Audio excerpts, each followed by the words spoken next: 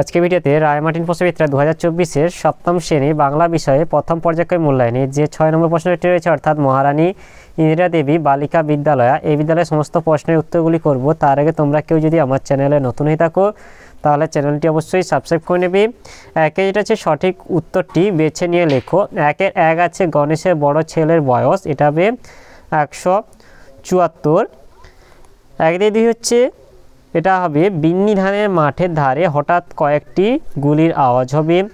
এক দিয়ে তিন হচ্ছে কোনটি তৎসম শব্দ, এর মধ্যে এটা পত্রটা হবে তৎসম শব্দ। এক দিয়ে চার হচ্ছে একটি অর্ধ তৎসম শব্দ হলো, এটা হচ্ছে বদ্যি হবে। এরপর দুই দিকে আছে একটি বাক্যে উত্তর দাও, দুই দিকের একে আছে রামকিঙ্কর বেই ছোটবেলায় কিভাবে তুলি বানাতেন, এর উত্তরটি হলো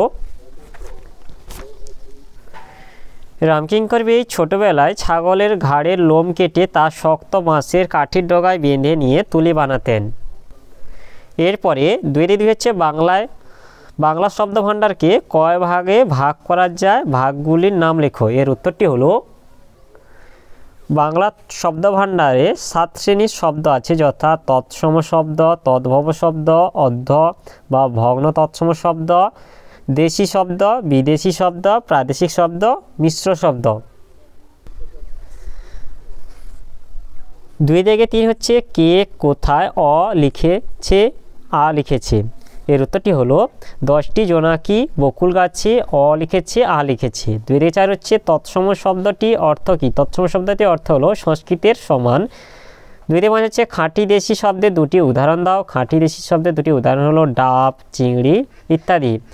এরপরে তিন থেকে আছে দু তিনটি বাক্যে উত্তর দাও, তিন থেকে একে আছে মক্ষিকা ও গলে না গো পড়িলে অমৃত হদে, উদ্ধৃতিটির সাহায্যে কবি কি বোঝাতে চেয়েছেন, এর উত্তরটি হলো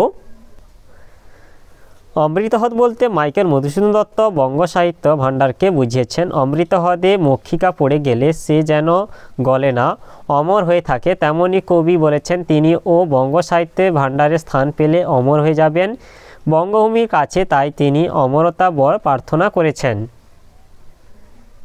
এরপরে তিনে দুই হচ্ছে খোকন কিভাবে নিজের ছবি আঁকলো, এর উত্তরটি হলো খোকন তার বাবার বন্ধুর কথা শুনে একদিন নিজের ঘরে চোখ বুজে বসে রইল এবং সে কল্পনায় শুধু অন্ধকার দেখতে পেল। তারপর কালো রং আর তুলি নিয়ে খোকন সেই অন্ধকারে ছবি আঁকলো। ড্রয়িং খাতায় একটি পাতায় কালো রঙে ভরে দিয়ে এভাবে খোকন তার নিজের ছবি আঁকলো। এরপরে চারিদিকে হচ্ছে সংক্ষেপে নিজের ভাষায় উত্তর দাও। চারিদিকে একে যেটা আছে মাকুর চাবি কোথায় ছিল, তা কি দিয়ে ঘোরাতে হয়, মাকুর চাবি ছিল পিঠের মধ্যিখানে, তা কান খুশকি দিয়ে ঘোরাতে হয়। চারিদিকে হচ্ছে ঘড়িওয়ালার মা কি ভালো রান্না করে,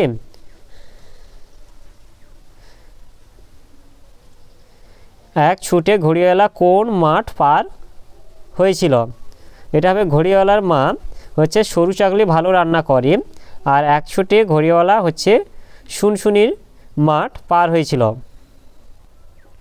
তাহলে আজকে ভিডিওতে আমরা সপ্তম শ্রেণীর বাংলা বিষয়ের যে 6 দাগে মহারানী ইন্দিরা দেবী বালিকা বিদ্যালয় এই বিদ্যালয়ের সমস্ত প্রশ্নের উত্তরগুলি করলাম। আর তোমরা কেউ যদি আমার চ্যানেলটা এখনও সাবস্ক্রাইব করে রাখেন তাহলে চ্যানেলটা অবশ্যই সাবস্ক্রাইব করে নেবে। ভিডিওটি ভালো লাগলে ভিডিওটিকে লাইক, কমেন্ট ও শেয়ার করতে ভুলবে না।